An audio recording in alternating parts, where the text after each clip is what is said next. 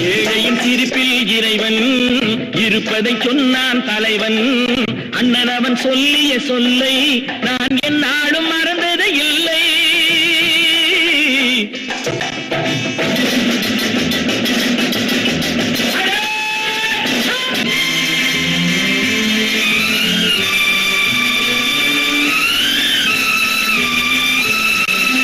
தாயகத்தின் மானம் காக்கும் வீரர் எல்லாம் மதித்து வணங்க தகுந்தவராம். கோழை போல வாழ்பவரை பெற்ற தாயும் பெருப்பாளாம்.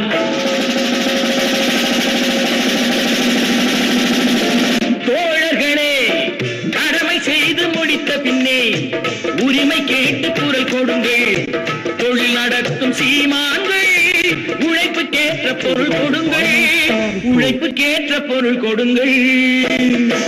ஏழை